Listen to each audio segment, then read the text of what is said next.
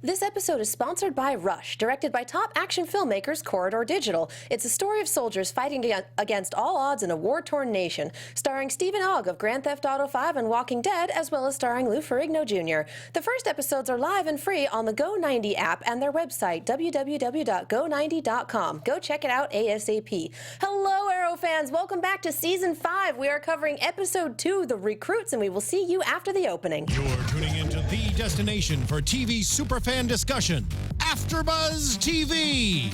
And now, let the buzz begin. Never regret Aerosmith. Never, never regret Aerosmith. There we're starting early. Good night, everybody. Yes. Oh, we are just getting started. Hello, AFTERBUZZ TV fans. Welcome back to the Arrow After Show. We are on Season 5. We're on Season 5, you guys. It's crazy. Holy cow. Episode 2, The Recruits. With me is the wonderful Tauri J. Hey, I'm Tauri J. Miller. You can find me at Tauri J, Taurijay.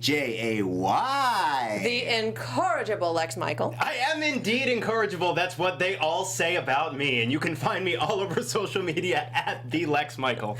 And I'm Katie Cullen. You can find me on Twitter at KiaXet. That is KIAXET. We have the hashtag ABTV Arrow. We're going to have the live chat up in just a moment. So if you've got something to say, if you have any questions or comments, anything fun like that, put it in the live chat, throw in the hashtag. You may well get a shout out.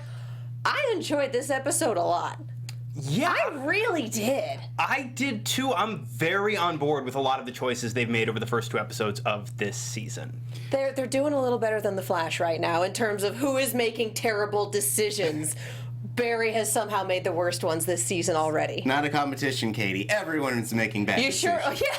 Usually the bad decision conga line is this show, and then it's like, nah, But it's take a look at The Flash. It's becoming between Arrow and Flash, and certainly Legends of Tomorrow. Saving the world despite making the most egregiously terrible decisions possible seems to be the defining trait of the CW-DC block. That's true, and Supergirl's just kind of like, yeah, we're cool, we're good, let's have some fun. I'm real glad they're all going to cross over this year because, man, oh man, do they need Supergirl. That is going to be completely insane, and I have no idea how they're going to work it, but I cannot wait. I cannot wait. Yeah. Tari? Yes? You were saying something? Oh, I did really enjoy this episode. I had been wondering how they're going to try to evolve Oliver beyond what he's already done, especially because last week we were talking about how he was regressing a little bit, but now having him be this leader character is really intriguing to me. I'm still a little worried about the fact that he doesn't seem to have a middle area between don't kill anyone ever and murder everything that moves. Like, you don't have to kill everything, guys. It does seem like, especially since we spent so much time in the preceding seasons arcing him out of that, to see him go so quickly back into I am going to kill everything I see, little bit jarring, but if we have to, if the decision has been made and we are going to have to arc him back out of that again, then yeah, I agree. I think having him in the role of the teacher-mentor figure is an interesting wrinkle to add to that. I blame Flashpoint. Yeah, you know what, we can, and we totally can. We can blame everything on Flashpoint. That's what's wonderful and also very, very sad about the whole thing. Let's be completely real. But yeah, Oliver as a leader is both wonderful and terrible because Felicity got right to the heart of the matter. Oliver is the good leader. If you have two sides of this coin, Oliver is the good leader side. Or the better Arrow leader. Oliver, we talked about this a little bit last season. He's really good with crowds. He's really good with people. He's really good at just working people and working with people. The Arrow, not so much. Sure. The Arrow is when that I must be a hero and suffer on my own complex comes in. Yeah, but at the same time, like, Oliver Queen it sometimes boggles my mind how he garners so much trust, because he on the outside is this party boy who's just a pretty face, but like anyone who gets to know him knows that he's been through a lot of struggles. But at the same time, like, outside of rousing speeches, like, where is it that he builds his trust with people? That's true. I think somewhere it's like you know how sometimes you'll feel something about a person and you won't know exactly what it is, but it'll either draw you to them or repel you from them. I think everyone in this world is aware on some subconscious level that they're on a show called Arrow, and they have to build their existences in relation to what this man is doing. Yes. Well, and the other thing I'm thinking is the Queen family has been known in Star City for a while as a whole, and Oliver has been known as this playboy, as this pretty boy. He died for a while, he's getting better, etc. The point I'm trying to make here is Donald Trump is a presidential nominee. Yeah, sure is. And so this is one of those things where, okay, he was a better choice for mayor than the homicidal maniac who tried to murder the entire world. People know him. People like him. Sure. He seems to be a good enough guy on the outside, if a little flighty. Mm-hmm. And he's better than literally everyone else we have. And it's also a sure, nice... Yeah, let's go with it. And it's a nice public redemption story as well. You know, if you're afforded the opportunity to redeem yourself in the eye of the public, I think that's something that people enjoy. Yeah. Yeah. I'd agree. So, yeah, of course they're going to stick behind him because, one, they have no one else. Dear God. They have no one else. Yeah. And he cuts a pretty good figure. He's very charismatic. And they're down for that. He can do the salmon ladder in the tailored suit. Yes! Impressive. That was pretty good. I'm so glad they brought the salmon ladder back and just Felicity going, that's hot. I mean, yes. Yes. Like, thank you for speaking for the audience. We love you. We do. Yeah, but Oliver as a leader, Oliver as the mayor, working over the CEO of Amertech, saying, yeah, we need you for this, we want you to do this, we will indemnify you, we'll just make sure that everything is okay, we need you to come and do this clinic. And then Oliver as the Arrow, just being terrible. Weirdly, I was expecting the reverse. I was expecting him to be, if not wildly inept as mayor, at least to go through more noticeable growing pains than we're seeing him having to go through. It seems like so far he's really taken to this new position, whereas the Green Arrow identity is now the identity that he's having a hard time managing, which I think is interesting. I think that's an interesting reversal from the era where being Green Arrow was about all Oliver Queen could do. Yeah. Well, and Oliver also doesn't know how to teach. He's been through all of this stuff. People have taught him. He keeps saying, I went through hell for this, I went through hell for this. Well, he really did. Yeah. But he doesn't know how to pass that on to people who aren't stuck in a dead-end situation like he is. You go forward or die. All these people that he's training have other options than those two. Yeah. And, like, for the mayoral stuff, it's all strategy, which is his forte. You know, it's all about tactics and figuring out the best way to maneuver your opponent or whomever your allies are. But for the Arrow, he can only see them through his own filter, which is, you know, I must be better, so I must fight harder, I must be stronger, must suffer through pain.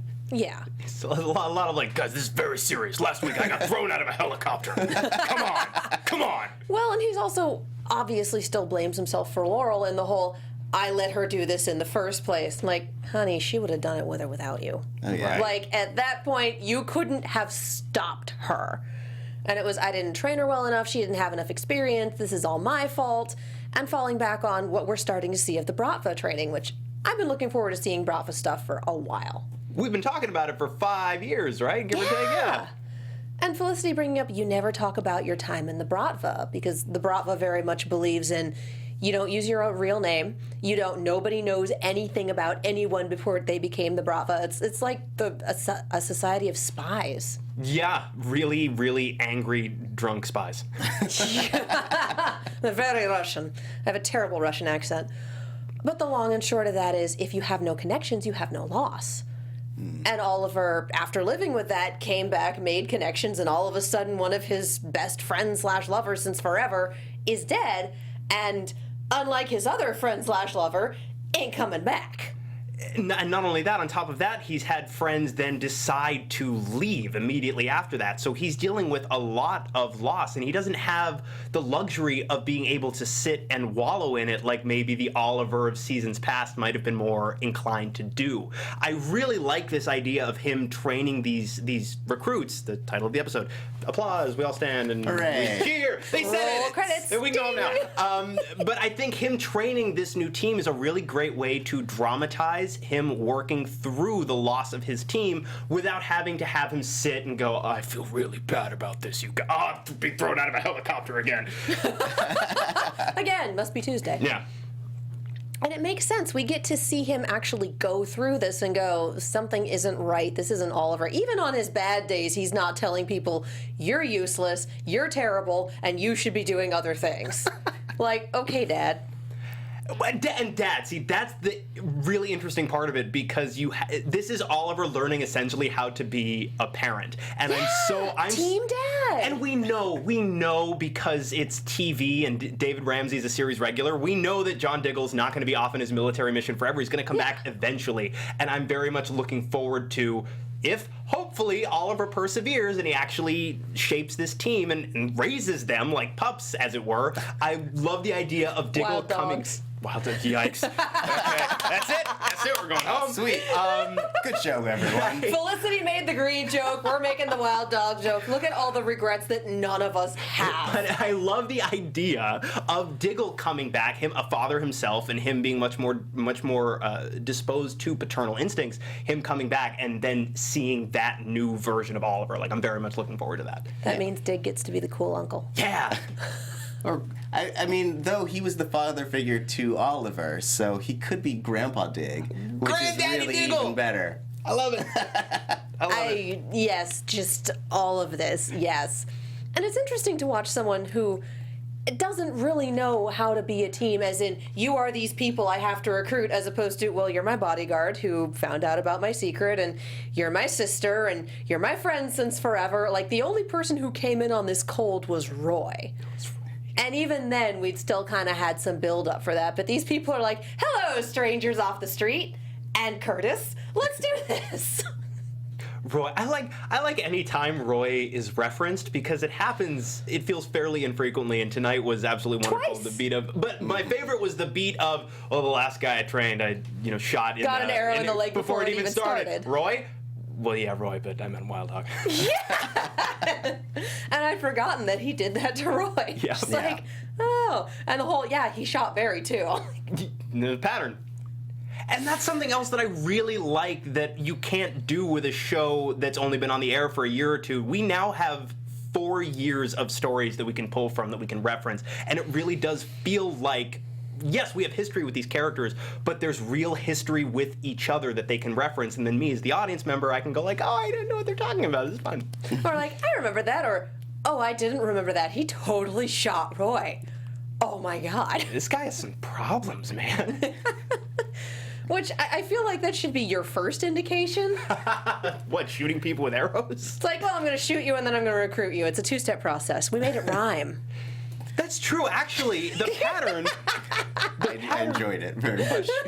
The pattern really does seem to be, if Oliver Queen puts a couple arrows in you and then doesn't try to kill you or something else, like, you're probably going to be on the team at some point. If he puts a couple arrows in you and then talks to you afterwards and it's not an interrogation, you're probably good. Yeah, you're probably going to be a series regular. Yeah. So, Oliver Queen, if you're listening, I got two good legs right here. And you can... Please do not ask to be shot on air. You know what happened to Laurel Lance? You go down to the pier and you look at that statue. And I'm getting thrown out of a helicopter again. Why is this guy always in helicopters? He never is. They keep kicking him out of them. For what it's worth, I thought the statue line was actually really good. I agree. And again, we keep getting these indications of where Oliver is without him having to look at the camera like he's on The Office and say, I'm very sad. Like, we don't need that from him. I really liked the way Laurel was invoked in this episode. If it is cheapened for me slightly, it is only because I remember what the statue looked like last week. That was not a good statue. It looks like a chocolate bunny. And let's be real, that statue is going down by the end of the season. Especially Let's because be completely real. Because they're making such a big deal out of Laurel as a symbol. Yes, I agree with you. There's almost no way that symbol does not get very explicitly torn down at some point. Yes. Oh yeah, no, I'm betting mid-season at the earliest, but it's going to be a thing. That statue is going the way of the dodo. What would be even better is if it came to life and then started fighting as Black Canary. So it's like the steel canary or whatever, copper canary. I like it. Yes. Bronze. Bronze. Failing that, I want on a hot day Oh my somebody God. to look at the statue and notice it dripping. And then people from all over town approach it and go, this is chocolate. And they all share in the chocolate statue together. They hold hands and sing, and there is no crime in Star City ever again. I feel like we're planning little like Arrow 4 coma, little 4-panel comics at the end of a manga that are just gags. I feel like that's what we have. We have Arrow 4 coma here. Okay. Yeah. Get on board with that. I'm absolutely down for that. And God, someone in chat made the point. John Diggle Jr., aka Connor Hawk, who we saw in I'm sorry. Whoa! Legends of Tomorrow. Yo, East Blue Drew, you just blew my mind because Really? we saw on Flashpoint last night John Diggle Jr. get retconned into existence. Yes. I I like thought didn't Diggle even was make just that gonna connection. have another kid. I like didn't even. I'm not even ashamed to admit, like the number of nerd red flags and fireworks going off in my head every night when I watch the CW now. I actually didn't make the connection that we just retconned in alternate timeline. Yeah. Neither did I, because I was so mad at Barry. That's bravo, Berlanti. Yeah. You Oh done my good. God, wow. Well, you guys would know Wow. that if you watch the Flash After Show Tuesdays at 10 o'clock p.m. here on AfterBuzz TV. Plug harder. Who will?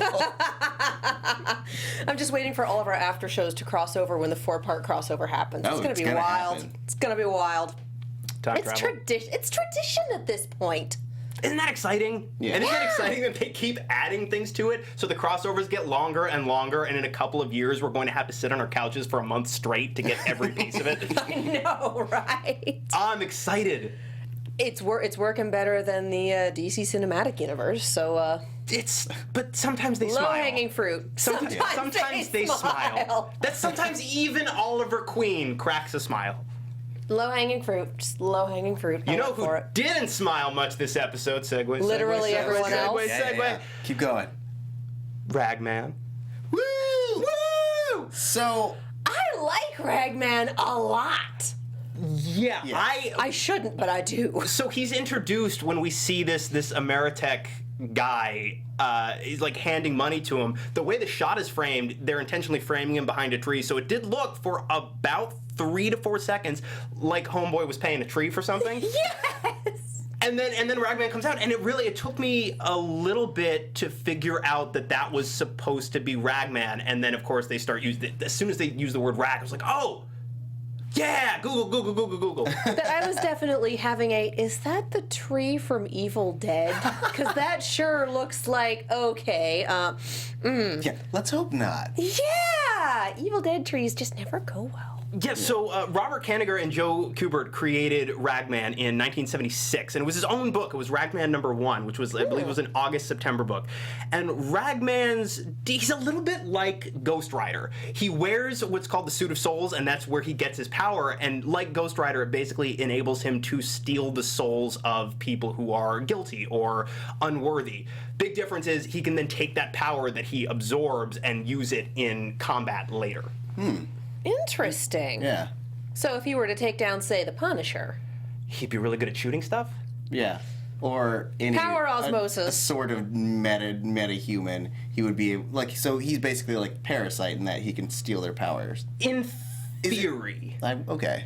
He's mostly Ragman's. He's a Gotham-based villain, so as a Gotham-based villain who looks like that, Yeah. Ragman's deal is mostly looking super creepy and making people uncomfortable. Oh, all right. But his Because Gotham, right?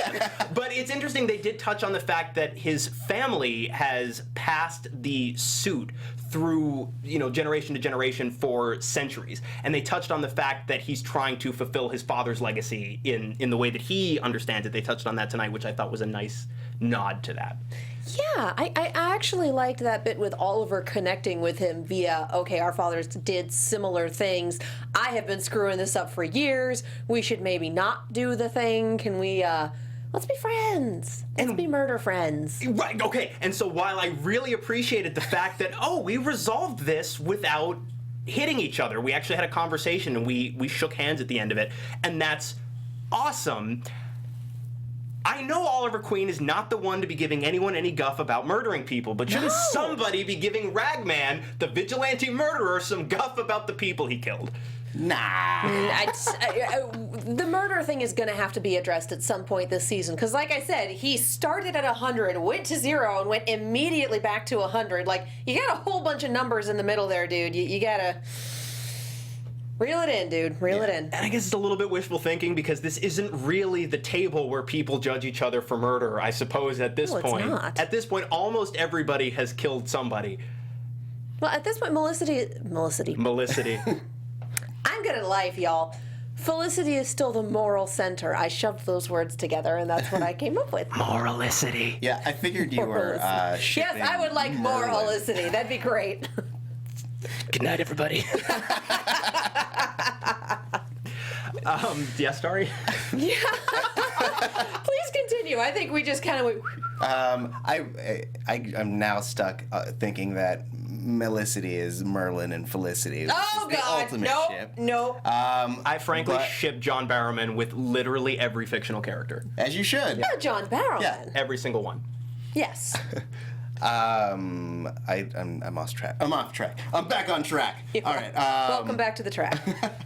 But I think that it's a good opportunity for Oliver to show this guy how to not kill. I mean, and that could be what gets Oliver back on his not killing track.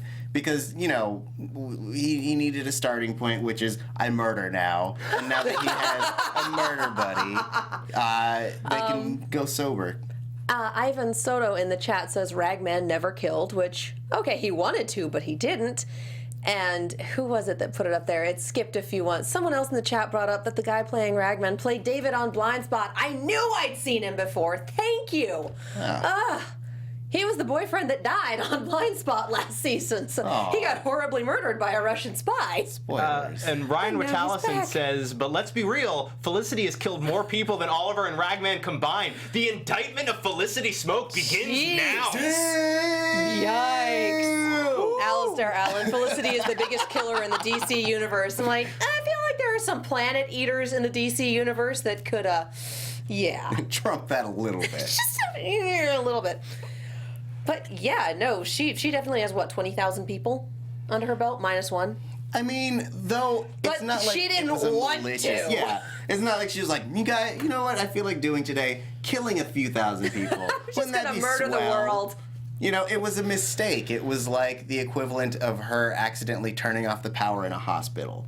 Except, you know, It's it was still nuclear. terrible, but it was an awful choice. Like, we can't stop the missile. We can just direct it to a less populated place. And there are still people there, but it's a nuclear missile with some range. Yeah. Pretty much no matter where you throw it, you're gonna, unless you're like in the wilds of Montana somewhere, and even then, yeah. Right now, someone in Montana's like, hey. I used to live in Montana. They have nuclear missiles out there.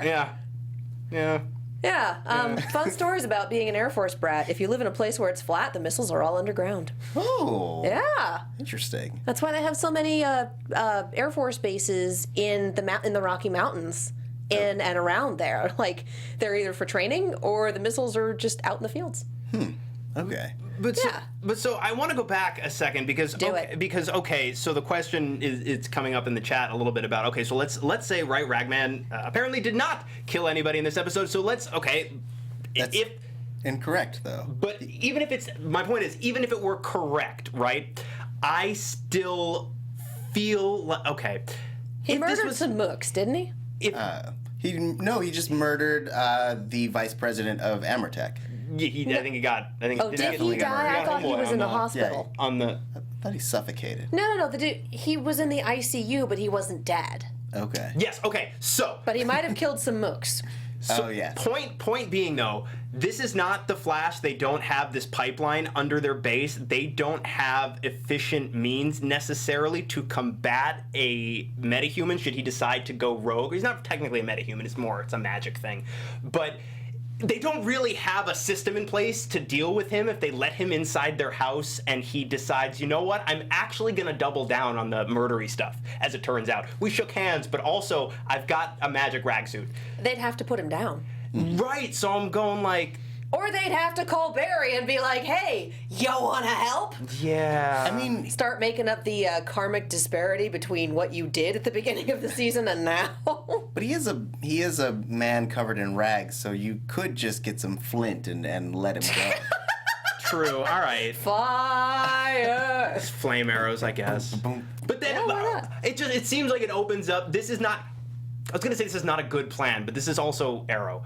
Right. So... This is not a good plan. Must be Tuesday. Let's do this. It is. It's an Arrow plan. And look, not for nothing, I really like what they did with Ragman in this episode. So if they want to keep him around, I'm totally on board. I just think maybe Oliver should talk that out with literally any other person that there is before he brings Ragman home. Yeah, and let's be real. Ragman is eventually going to find out what happened and go after Felicity. Like, Right. we all know it. They'd be remiss if they didn't do it.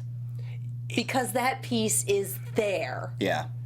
Especially if his driving motivation is the people that he lost, which they gave him a little bit of the Zemo motivation, which I thought was interesting and I appreciated. But eventually, yeah, he's gonna draw a lot. Especially if they let him into the cave. He's eventually gonna be like, wait a minute, you guys talking about the same missiles I'm talking about? That's super. What'd you say? and then it's gonna get real uncomfortable for everybody. Oh, you aimed it at my city. You decided we were all expendable. That's great. We did it for the helicopter again. Especially The since, greater good. I didn't even know we had a helicopter here. Anyway, Ragman. Ragman. Good villain. Like, no, but I also... An anti-hero villain? I guess so. I mean, he's got a list and he's killing people off of it. That's what our protagonist did for a season. We can't exactly sit here and be like, that's wrong. Yeah. No one's judging. Because we've been watching Oliver do this for years. Actual years. Yes. So, 4 yeah. at least. At least 4, and now he's back to murdering people. Actually, I think at this point we've had at least 7 years given flashbacks. That's true. We've had a lot of time. Do we have... There's gonna be one eventually, I'm sure, but is there a kill count video for Oliver Queen yet anywhere?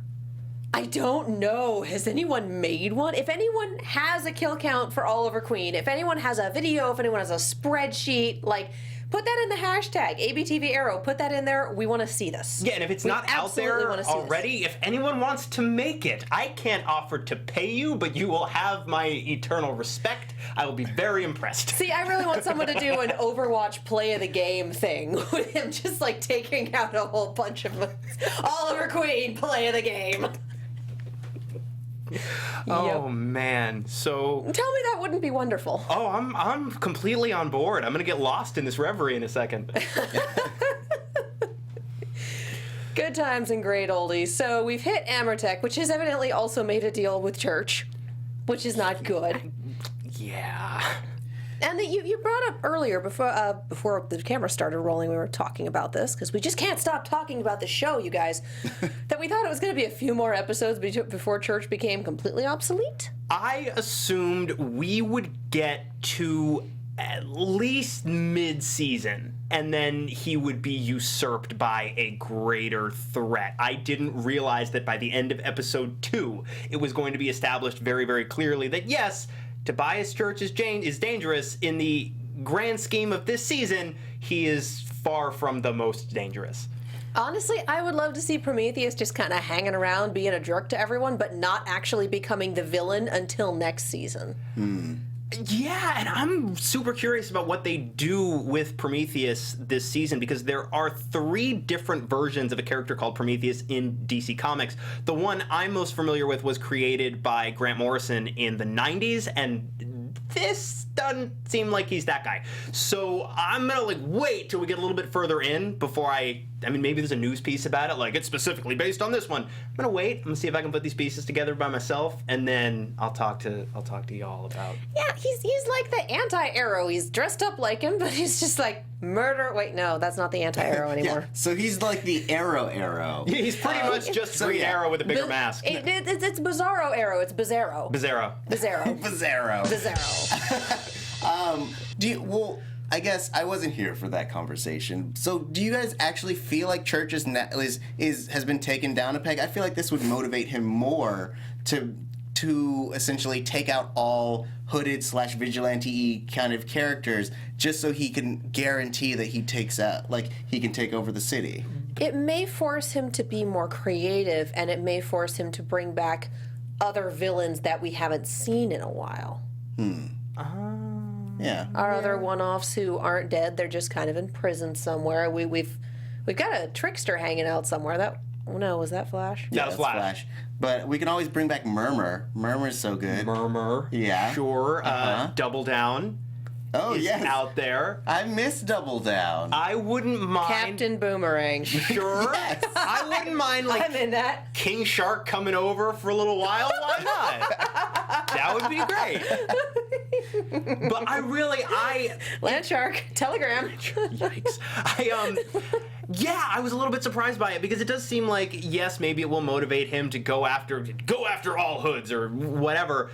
Wasn't he going to have to do that anyway, though? Yes, but, like, I don't think he ever really saw Arrow as a threat. Like, every time Arrow had come about, he was just like, yeah, I gotta deal with you, or he's laughing, but now I think he really is antagonized by people who have hoods and shoot arrows. So I think that, like, that will just make him a more hostile villain. Like, I guess this is more my bias in that I want my bias for Tobias, but I really want Your him. Tobias bias? Yes. Because, like, he is a good counter to Oliver being mayor, Yes. Whereas, like, having another Dark Archer type character, we've seen it, but we haven't seen someone who is really tactical and really able to take over the city in the way that he has the potential to. That's true. Yeah, it is a little bit like the Archer characters. It is becoming a little bit like on Flash. It's like, oh, he's fighting another fast person again. It's just like him again. Mm-hmm. So many. So many speedsters for days.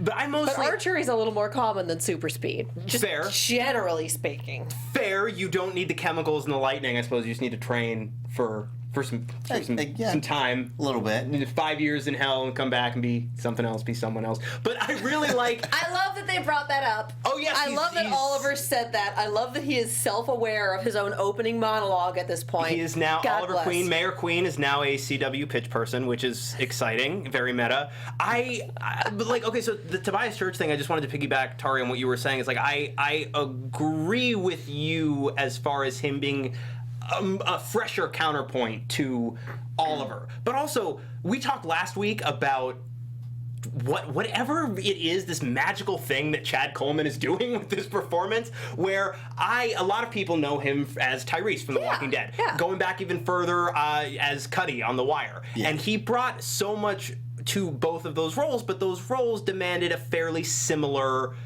skill set from him. This is so not that, and watching Chad Coleman go so over the top and just chew as much scenery around him as he possibly can was my favorite thing about the premiere. So my only hope is that this doesn't impede any of his scenery chewing. Right. And if anything, only serves to further it. It's like seeing a character get revealed as Ghostface in any of the Scream franchises. Suddenly it's like, oh, is it my time? Scenery. Yes. All of them. To a T. It's like, if you'd been talking like this earlier, we would have solved this mystery like 2 weeks ago. Yeah.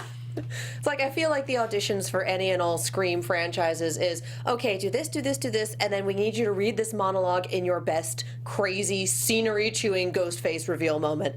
Go. I feel like everyone can do that. Yeah. But that's a different show entirely.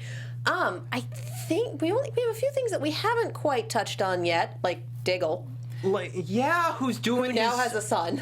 Yeah, and he's doing some weird military adventure off in the desert where he's being framed by some not very nice people. Yeah. You know, I just finished watching Luke Cage. Yeah. And so I'm just sitting here going, they're two different franchises. I need to stop. Well, I had this moment when they first said Amertech. I was like, Hammertech? Right? And it was not. No. I was thinking, like, Ameritech, I think, is something that exists in real life. Yeah.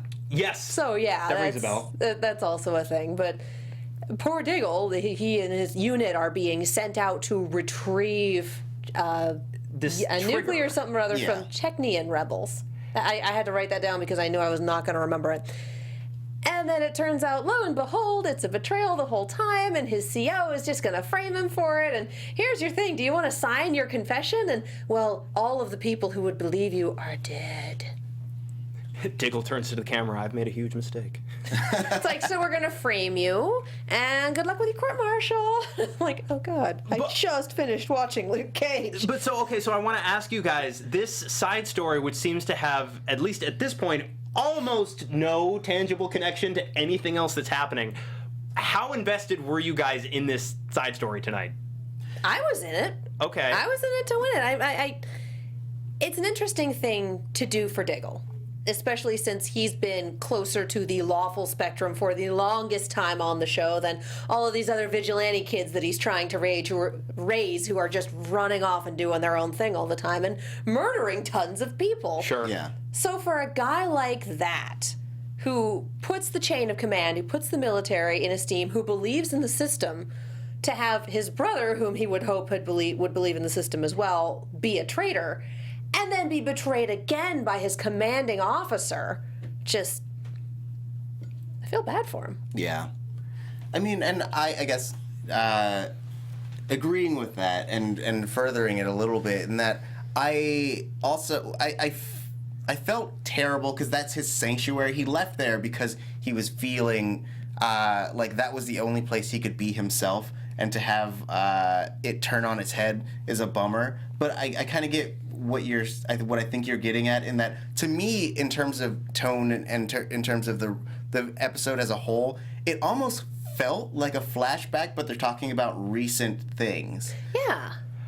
Yeah, my concern with it is not so much what we saw tonight, because I agree, what was presented tonight worked well enough within the context of this episode. My concern is that if potentially we're going to continue to spend big chunks of time with Diggle on his side journey until he eventually comes back, my concern would be, much like we see with the flashbacks, it's very easy to get stuck and wheel spin for episodes and episodes at a time. Well, I'm pretty sure that, for one, I'm pretty sure you need to bring people back stateside to court-martial them, especially for acts of what in this case is probably counts as treason. Like, that's a big deal. So they'd have him back in the States in some capacity, and then at that point we just wind up with crossover. Like, it'll happen, Oliver will find out what happened, and they'll take a field trip to D.C. or just something. I don't think he's going to be stuck overseas for too much longer. Yeah, I'm sure that they'll bust him out of whatever military prison he's in, and he's like, I'm Spartan the whole time, forever! And that's his big struggle. Like, where's my helicopter? And Oliver's like, no more helicopters. It's going to loop back in eventually. It'll happen. I don't think they're going to take too terribly long with it. Otherwise, they would have spent a lot more time building it up, as opposed to, yeah, we're in episode 2 out of 23, 24 usually. Yeah. You've already been betrayed. Yay! Right.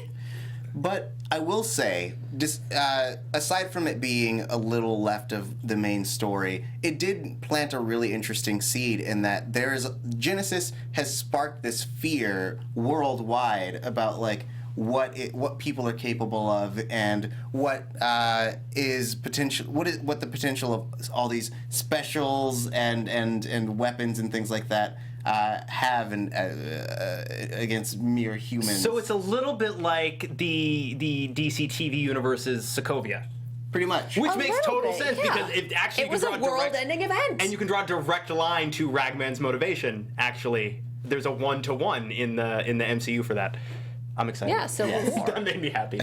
Yeah, so that makes a heck of a lot of sense. And I mean, everyone knows about Central City and its Metahuman. There we go. I watched 4 different shows today, and they all had different terms for powered people. I'm just like, I can't. They're not Inhumans. It's something else. I am in the wrong franchise tonight. But everyone knows about Central City and their metahuman problem, and eventually we're going to be bringing Superman and Supergirl into the fold, and that's going to be aliens. Right. And it just, in the span of about 5 years, the world has just gone completely insane. Yeah. And so it's like, you've been in the military for forever, you think you can handle all this stuff, you've seen it all, you're fine, and then all of a sudden it's like, nope, some dude with magic sent off a global nuclear attack, and it's by the grace of God and a couple of really good hackers that we're not all dead. I can't handle this. It'll be really interesting to see as they continue to expand the world and to link the different pieces of this world more and more closely together. It will be interesting to see how much perspective we get on some of these massive events from people maybe closer to street level on other shows who weren't necessarily there for it, but would be affected by it if they lived in this world. Yeah. So it'll be interesting, and it'll be interesting to see how they fold Legends into it. Yeah. Because that's going to be a thing, and we're not quite sure how, but there will be a 4-part crossover in the future. And the future. And the future, yeah. The actual future and the in-character future. All right. Yeah, do we want to talk a little more about the Bratva? We're back to incorporating the flashbacks really well again. Yes. Yeah, I'm really liking what they're doing. I'm also really liking stylistically what they're doing. I think these flashbacks, just visually on a technical filmmaking level, look a lot better than flashbacks we've gotten in the past. That excites me, and I like what they're doing. I don't feel like there's a ton to say about it other than, I mean, we saw where he gets the bell exercise from, and we also see Naruto. Yes, from Naruto. Yes. We guys, I really I was like going this to go show. with Halo because that was also how they started training Spartans. But that's what you learn when you read the books. And, you know, we see how in the present Oliver's goal is to teach his team to work together, and the Bratva's goal seems to be, well, whoever figures out that that's the point first is the one that gets to live. Congratulations, Oliver. And I love that they did that because, you know, you set it up as a teamwork exercise. And in the present day, Oliver's trying to set it up as a teamwork exercise because that's what worked. And as the audience, we see that that's the point in the present. And then we go back to the past and it's like, oh, teamwork. Oh, it worked. Oh, my God. Okay, that escalated quickly because they just like, oh, congratulations, Oliver. Kill everyone else. Okay. What was the point of that? I'd like to imagine that was Oliver's plan, too. He's just secretly a mastermind. He's like, let it be Curtis. Let it be Curtis.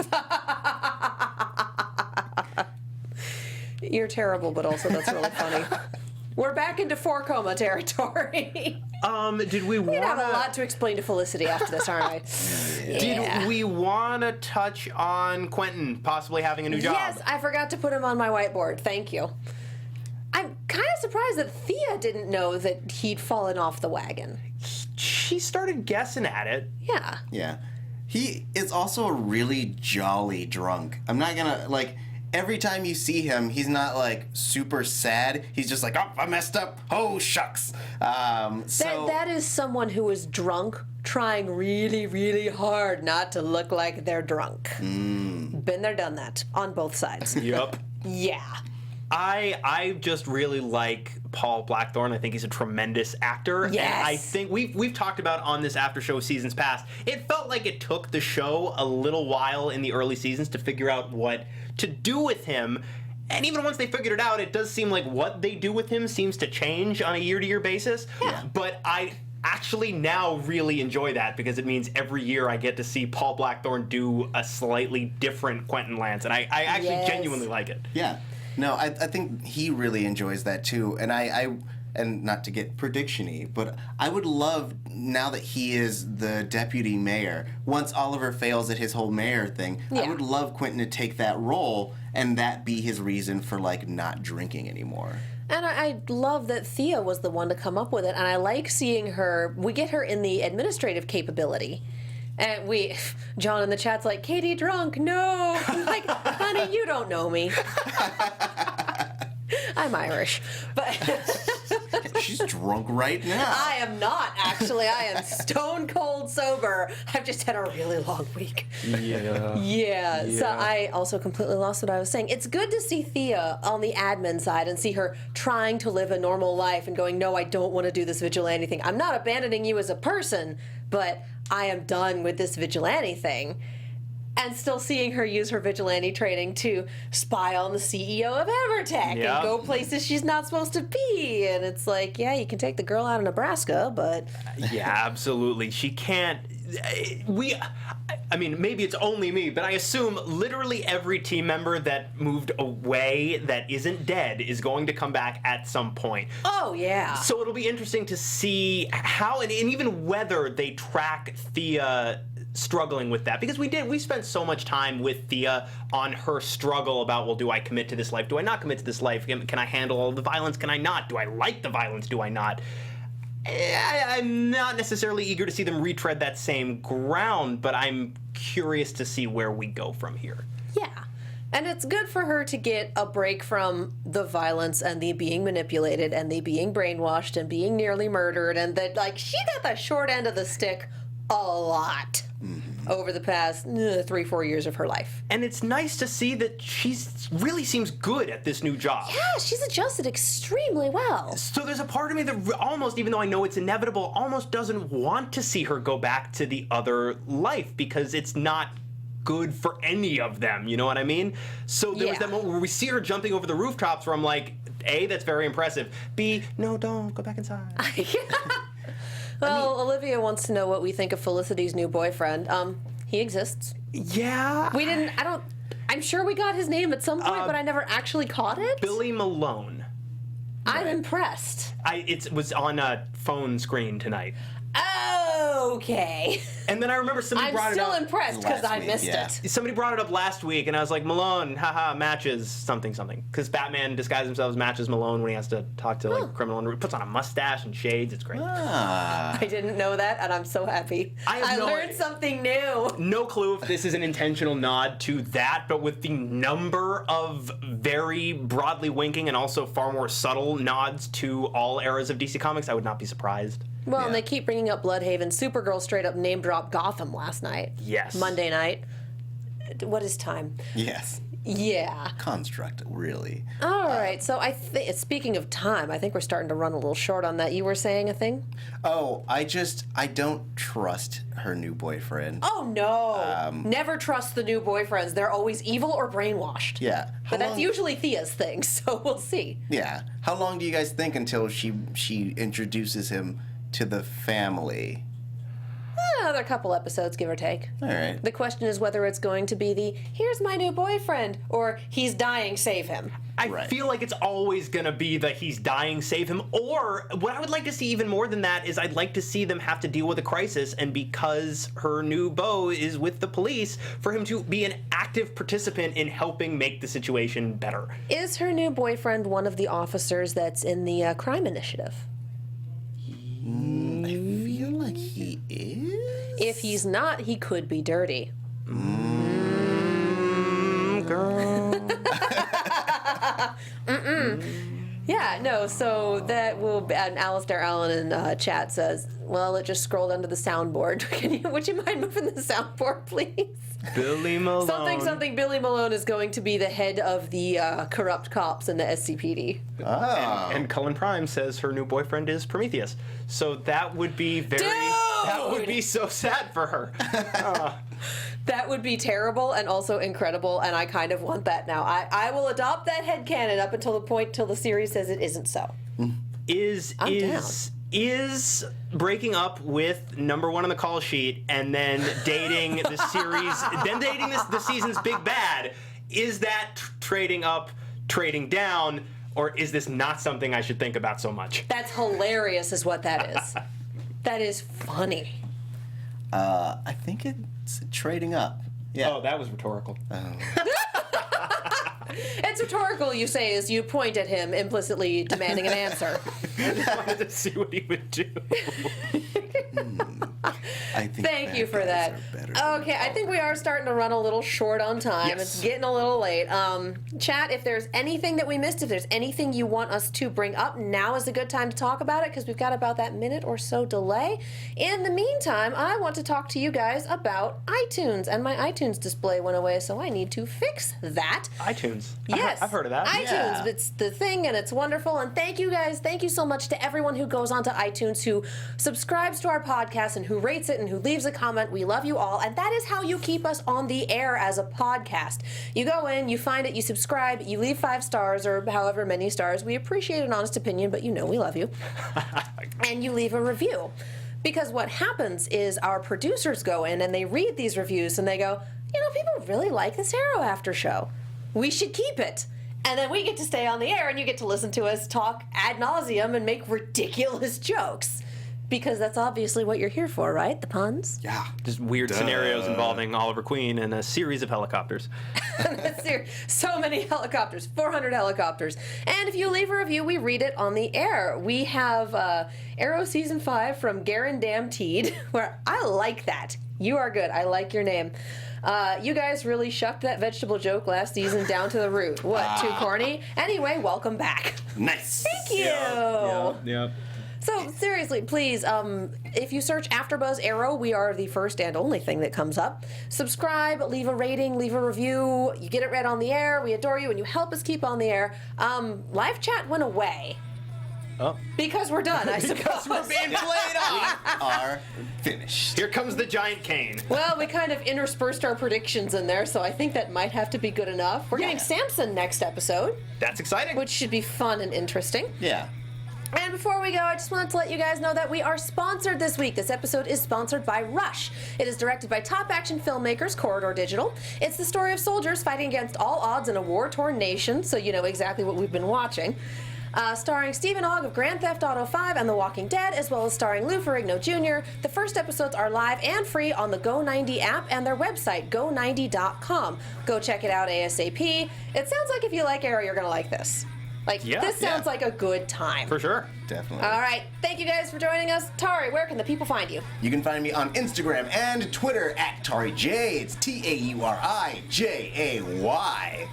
And I am all over social media. Where's my camera? I am all over social media at the Lex Michael. Guys, Legends of Tomorrow starts tomorrow night. We're going to be talking about it at 10 p.m. And please come join us for that every single week. And also, starting next week, I am on the Supergirl panel with Tauri Miller. Woo! I'm taking over your block like I'm Tobias Church. That was Tari's joke. I stole that from him. So please, come check us out. And I'm Katie Cullen. You can find me on Twitter, Tumblr, Instagram, and YouTube at Kiaxet. That is Kiaxet. I'm also on Snapchat at Kia Prime, and I basically live in the studio. Z Nation on Mondays. Crunch Time is also starting week to week on Mondays. Star Wars Rebels Tuesdays, here Wednesday night, Blind Spot on Thursdays. Ruby is starting up again. We are going to do the first after show the first week of November. That's going to be on Thursdays. It's going to be great. You can follow Alicona at BoysandBeauty01. Follow her. She's wonderful. She should be back next week.